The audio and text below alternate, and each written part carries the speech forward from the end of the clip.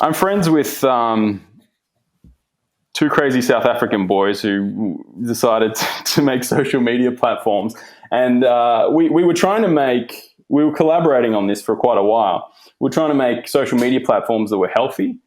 And so there was one social media platform where it's a bit obscure and hard to describe exactly what it was, but it was a social media platform where the people around you actually ended up building your profile.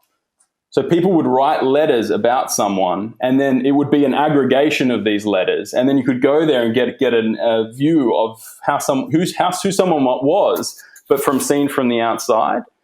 And I mean, it sounds kind of basic and weird, and it's very, very difficult to scale something like that up because it doesn't have all the brainstem stuff. But we saw some very, very interesting psychological things happen from that.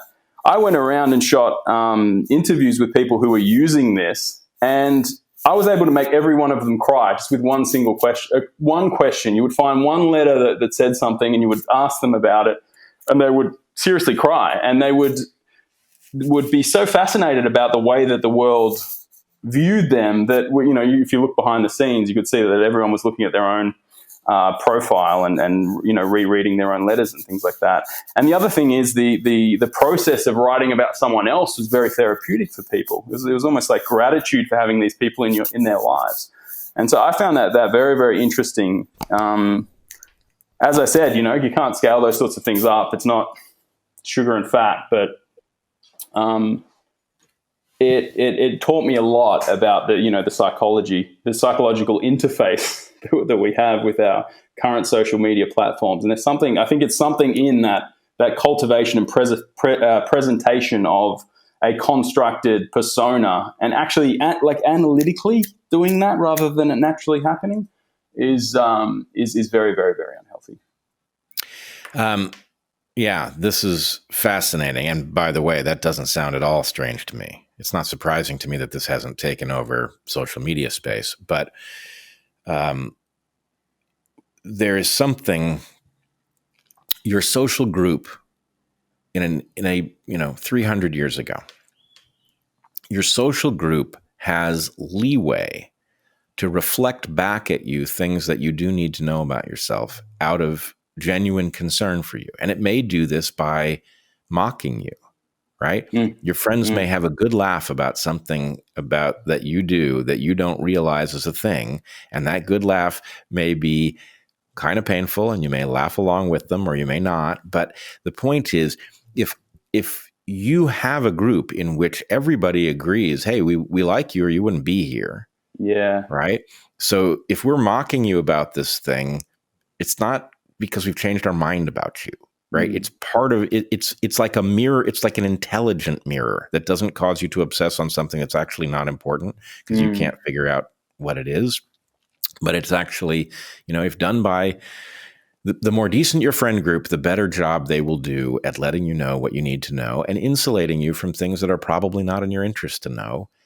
And we have lost touch with this in part because the modern internet is you have too much power to curate how you present in the world. B, you have way more antagonists than is normal for life, unless you're not doing anything interesting. But if you're doing something interesting, you just automatically have people trying to tear you down, looking for vulnerabilities, pretending, frankly, pretending that they are more people than they actually are, showing up in places with anonymous accounts, trying to create a chorus where there's one person, trying to exploit something. All of these things are routes to a kind of insanity. And to bring it back to your art, it is a kind of antidote to this because it is undeniably, Peter Boghossian talking to you, his friend, about the status of his project while lying in his bed, under the covers, like, you didn't stage it, right? That's real. Whatever that is real. And right? that's Pete. Like, it's Pete, one of the most open Pete. humans on the planet. Yeah. He is. I mean, it's strange. I was watching it and I thought, there's a part of me that wants to apply the term guileless to Peter Boghossian.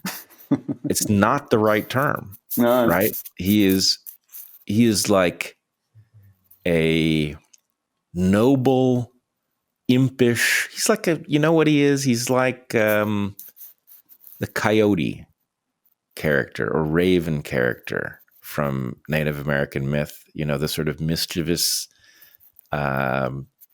creature that reveals your foibles, that kind of thing. Yeah. I mean, is that wrong? It's the joke. The Joker. It's the same thing, right? Yeah, the trickster. Yeah, the trickster. He does occupy an interesting mental space. I get so much joy. I get so much joy from him, and he often slips up and says something that you know my kind of millennial training goes, oh, he shouldn't have said that. But once he can get over that, he gets a lot of enemies because of that kind of 90s broness he's got going. But if you can get past that, he's an endless well of joy and Pete moments. There's all these like really funny Pete moments that I can just. James and I laugh about it all the time. We just talk about Pete moments and giggle our asses off. It's really funny. Yeah, well, I mean, it does sort of reflect that more ancient style of friend group that I'm talking about, where you recognize Pete is imperfect, but he's trying to do the right thing. There's no denying that, and he does have, he's tireless and quite capable and fun. And anyway, I think it is very well revealed by your documentary. But I wanted to come back to something else just to kind of cap off this piece of discussion. Have you ever met somebody who is engaged in radical honesty? You know what I'm talking about? Can you talk about it more, because it's radical honesty is a difficult concept for me. I mean, a lot of people try to be honest, but they're kidding themselves, so it's hard for me to that's not what I mean. What I mean is somebody who has reached the conclusion that dishonesty is the problem, and therefore they are committed to saying exactly the truth. At all times. You ever met such a person? Yeah, I have. I've got a particular one in mind as well. Yeah. It's a complete disaster. Yeah, right? It's not good, is it? No, it's terrible. It's the worst, because what you really want is somebody who is aligned in terms of values and objectives, who you can trust to be as honest as necessary for the situation, right? An artificial commitment to the idea that truth is so good that there's no amount of it that's too much is just completely inconsistent with the animal that we are. To be honest, it was probably a personality. I would regard it as a personality flaw of mine for many years. I was that guy, and there was a kind of noble feeling I got from dealing with the negative consequences of speaking.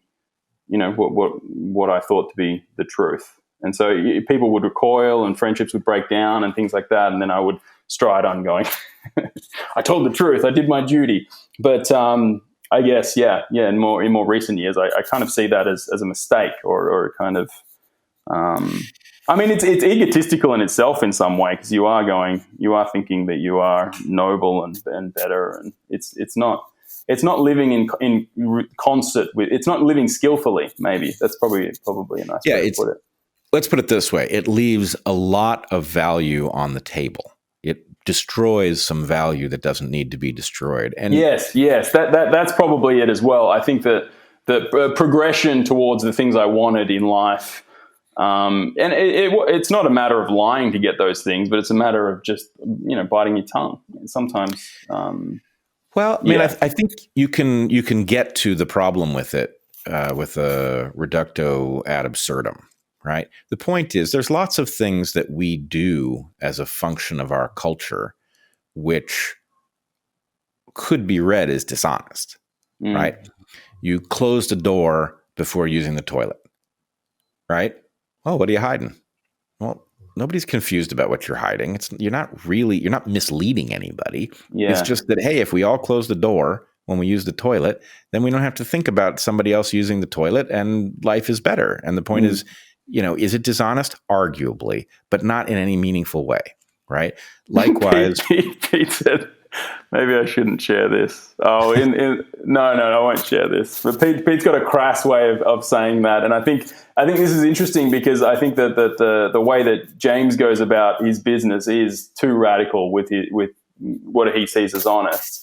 And Pete often hit him up on that and said something very crass about what he did this morning, and he's like, "I'm not about to tweet about that." I won't say what it is, but it's very funny. Anyway, go on. Well, no, that's perfect. That's exactly right. And actually, in the three subjects of your documentary, you have three very different thresholds, right? Helen is, in her own way, a proper lady, almost from another time, right? And Peter is a trickster who pushes limits for noble purpose, sometimes beyond either his skill level or anyone's skill level to pull it off. But nonetheless, I have no doubt, knowing the man, what his objective is. And then there's James, who I was thinking about it in looking at, I think it was part 3 of your documentary. And I was, for some reason, reminded of an Immortal Technique song that a student of mine pointed me to some years ago, where it's basically a description of why he has been pushed too far and is in a take no prisoners mode. The point is, I've seen too much, I understand too much, and I'm active. I'm now a warrior against this. Yeah. Right? And I get that from James. And it, on the one hand, I know exactly what he's reacting to, and I don't really think he's overreacting.